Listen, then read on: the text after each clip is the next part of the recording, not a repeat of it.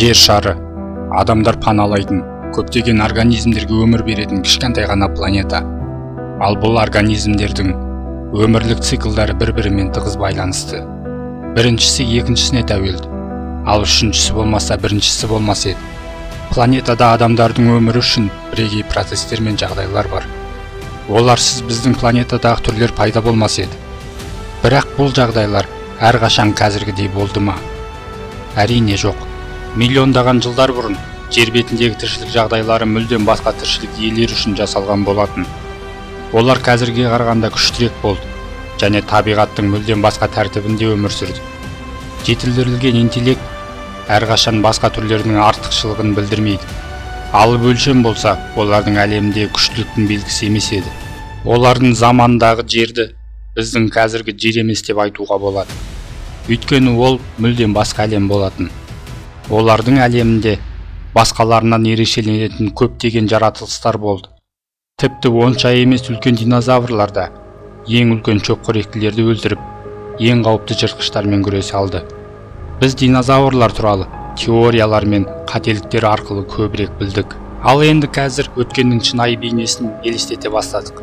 Динозаврлар өркениеті екі негізгі кезеңде өткенін білеміз. Юра және Бор дәуірлерінде. Юра динозаврларының Бор дәуіріндегі динозаврлардан қандай айырмашылық болды деп ойлайсыз? Біз олардың біреуіне тоқталамыз. Ол тарихтағы ең әйгілі динозавр Тираннозавр Рекс немесе Тирекс. Егер сізді осы оқиға қызықтырса, жалғастырмас бұрын әлі жазылмаған болсаңыз арнаға жазылыңыз. Саусағыңызды көтеріп пікір қалдырыңыз. Жаңа және қызықты шығарылымдарды жіберіп алмас үшін қоңырауды басуды ұмытпаңыз. Тираннозавр Рексті таныстырудың қажет жоқ. Оның абсолютті жыртқыш және бір кездері жер бетін кезіп жүрген ең қауіпті динозавр ретінде атағы шыққан. Айбынды және айбатты, ол жер бетіндегі бірінші жауынгер.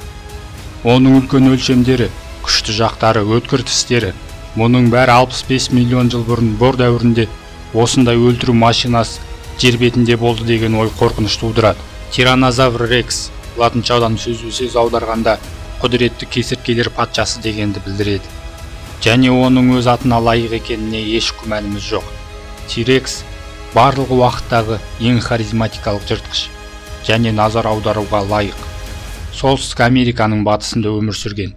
Бүгінгі күні бәріне белгілі бұл континент сонау заманда Ларамидия деген арал болды. Бүгінгі таңда Тираннозавр Рекстің ең үлкен белгілі толық қаңқасы табылды. Бұл оның өлшемі мен массасын анықтауға мүмкіндік береді. Оның биіктігі шамамен 6 метр, ұзындығы 14 метр және салмағы 9,5 тоннадан 12 тонна. Тираннозавр тарихтағы ең ірі құрлық жыртқышы болып саналады. Тирекстің миы басқа жыртқыш алыптардың көпшілігінен 2 есе үлкен болды. Және оның интеллектуалдық қабілеттері іс жүзінде велоцираптордан кем түспеді.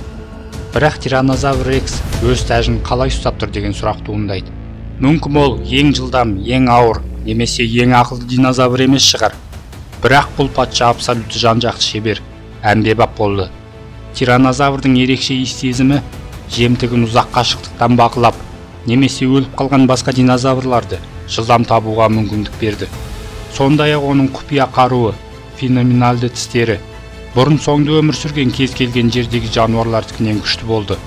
Оның жақтары өз денесін салмағындай зор күшпен тістейтін. Басқа жыртқыш динозаврлар жемтігін бірнеше рет тістеуге мәжбүр болса, Тирекстің бір-ақ рет қана тістеген жеткілікті болатын. Тираннозавр Рекстің басқа динозаврларға қарағанда өте қатыгез және қорқынышты болды ма?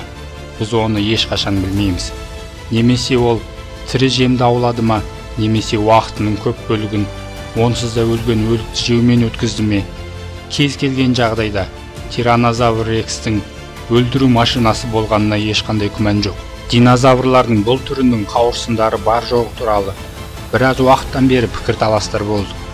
Солтүстік Америкада 50-ден астам Тирекс қалдықтарынан 1,1 грамм қауырсын табылған жоқ болатын. Бірақ 2004 жылы басқа ұсақ жыртқыш динозаврларда кездесетін қауырсындары бар Тирекс тұқымдас динозаврларды тапты. Қауырсыннан гөрі оның басқа сипаттамаларына көбірек назар аударылады. Мысалы, оның өлшемдерін есте сақтай отырып, және Юра дәуірінің паркі фильмін еске түсіргенде сұрақ туындайды. Тираннозавр қаншалықты жылдам болды? Кейбір ғалымдар бұл кесірткелер патшасы өте жылдам және тіпті сағатына 40-70 шақырым жылдамдықпен қозғала алатын деп есептейді. Бірақ басқалары ол ондай қатты жүгіре алмады деп санайды, небәрі 5,6 метр секундына. Зерттеу авторлары жыртқыштың дене салмағы мен оның қозғалыс жылдамдығы арасындағы нақты байланыс бар екенін айтты. Оның қорытындысы мынандай: динозавр неғұрлым кішкентай болса, соғұрлым тезірек жүгіреді. Және керісінше. Демек сіз ересек тираннозавр рекстен оңай қашып кете аласыз. Бірақ сіз ұзақ уақыт бойы одан тығыла алмайсыз.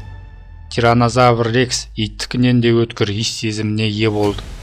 Және ол қанның иісін 6-7 шақырым жерден сезетін. Ал аяқтарындағы жасықшалардың арқасында тираннозавр жердің азғантай дірілін сезінді. Яғни, одан тығылып жатып сәл ғана қозғалсаңыз, ол бірден тауып алады. Тербеліс толқындары жасықшалар арқылы табанға, содан кейін бүкіл денесіне өтіп, ішкі құлаққа жетеді. Осылайша тираннозавр айналада не болып жатқанын жақсы сезінді. Сонымен қатар кесірткенің бинокулярлық көру қабілеті жоғары дамыған болатын. Тираннозавр рекстің көру өткірлігі адамнан 13 есе, ал бүркіттікінен 10 есе асып түсті. Тираннозавр 6 шақырым қашықтықтағы объектілерді тани алды. Оның жақтары максимум 1,5 метрге дейін ашылды. Ол өз жемтігін шамамен 3,6 тонна күшпен тістейтін. Бұл қазіргі жер бетіндегі рекордсмен қолтырауының тістеу күшінен 2 есе көп. Сонымен бірге тираннозаврдың ұзын конустық тістері құрбан болғандардың сүйектеріне орасан зор қысым жасап, 1 шаршы сантиметрге 30 тоннаға дейін жеткен болатын.